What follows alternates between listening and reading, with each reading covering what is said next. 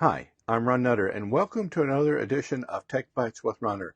This time I'm going to show you how to set up a TP-Link HS100 smart outlet, and that starts now.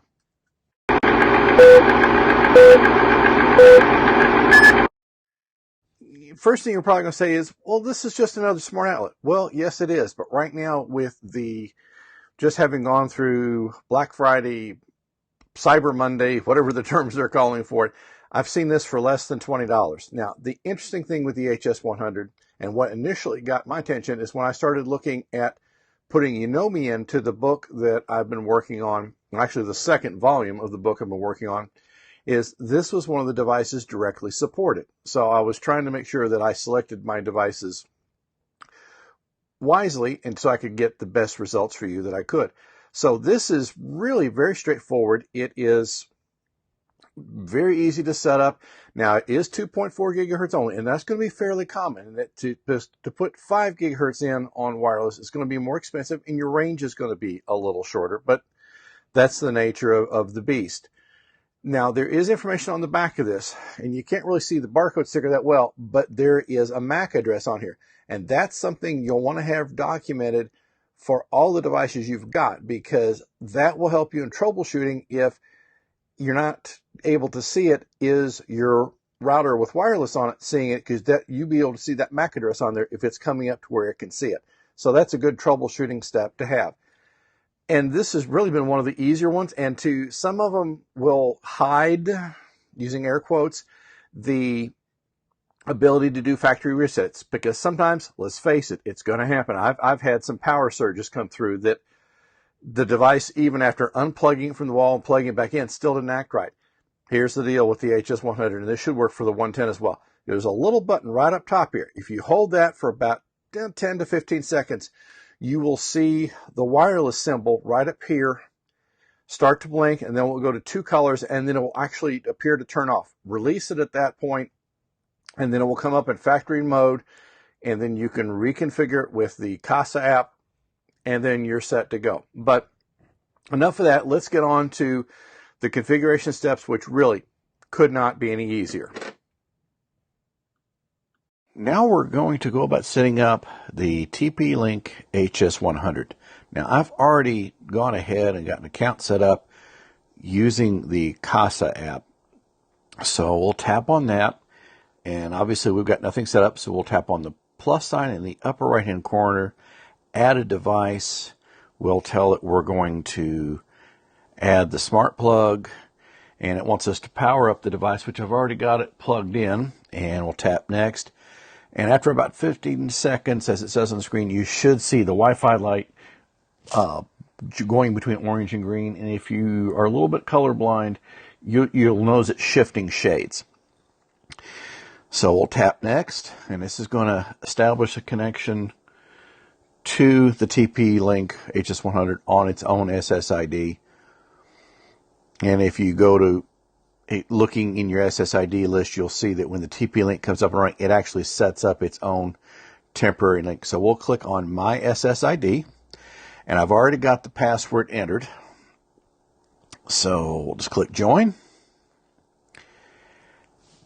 And you'll see the Wi-Fi light blinking off and on, not really changing colors, but just blinking off and on, and then within a few seconds, it should go solid. At this point, it's probably passing the information as to the SSID and password that it's going to use. And at least they give you a nice little circling thing to look at instead of the little proverbial gas gauge that doesn't really tell you much. And you can see by the phone it's changing SSID. So now it's going to ask to give us the name. So we'll just call this sample. And we'll say sample. Well, we'll just keep it simple. Let's go sample for now. And we'll tap on the icon since that's what we've got it in place right now. And you can see there's other icons that you can use, and you can associate pictures with it. We'll tap Save. And at this point, it's completed the configuration. And you'll notice here in just a second, it will show up on the screen, and we'll drag down that little icon there out of the way. Now, it defaults to the on condition, That's turned it off, and you may not hear it with where my mic is, that the relay is clicked. And we'll turn it back on. And it's that simple. It's that easy to configure. So it really, you can't ask for much more than that. I didn't even bother to read the directions. I just plugged it in and brought up the Kasa app. So kudos to the folks at TP-Link for making something that you don't have to have a degree in engineering to get up and running. In future videos, and I've already been shooting some of that to be ready to go, I'm going to show you how to get it to work with Alexa, with Google Assistant, and I've already got it working with Yonomi. Ran into a little problem with IFTTT, and I've reached out to their support and got a canned response back. Well, have you checked the following? Okay, guys, please read what I've submitted to you. And I told them where the problem was, so I typed it all out again. And I realized they get a lot of support requests, but the problem I run into on IFTTT, which is supposedly supported, it was in beta last year. Now, supposedly it's there. It doesn't show up in any of the services listing. If you go to the direct link, it's there, and you can connect to it, and you can authorize into TP-Link with it, but it never shows up as a service, so there's something either glitchy or they may have dropped support, but I'll let you know in future videos, because I do have space reserved to show you how to get it running in IFTTT.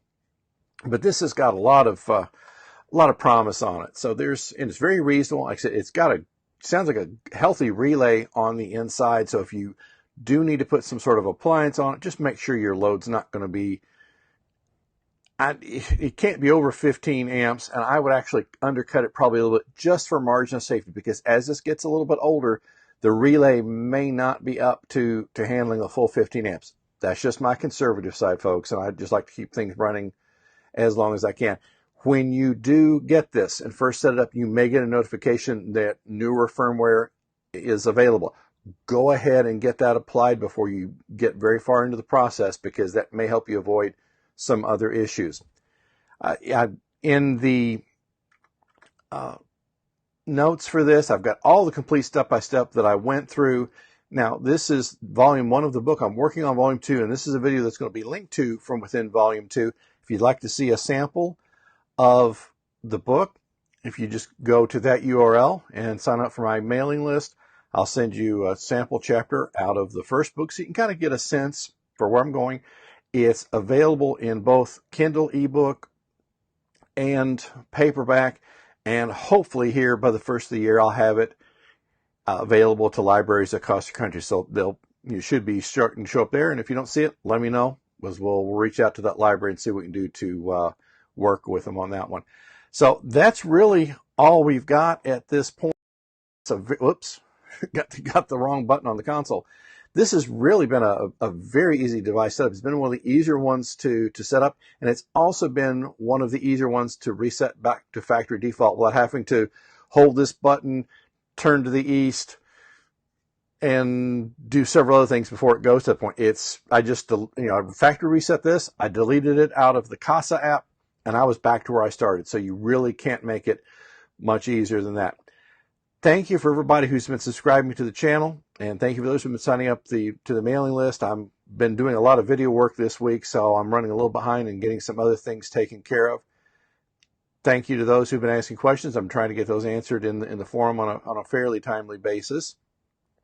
If you have any questions on the technology as we move forward, please reach out to me. If I don't know the answer, I'll do what I can to find it for you. If you haven't subscribed to this channel, please consider doing so. Would really appreciate that. And click that bell notifications icon so you've got a good chance at getting notified when I do come out with new videos. And that's something I'll also be doing with the mailing list. You don't expect a lot of them. I'm not going to be like some that send 2, 3, 4 messages a day. It's going to be like 1 to 2 a week, maybe 3 at some point. But I just want to do what I can to help you find good information along the way. So thank you for your time, and we'll talk to you again soon.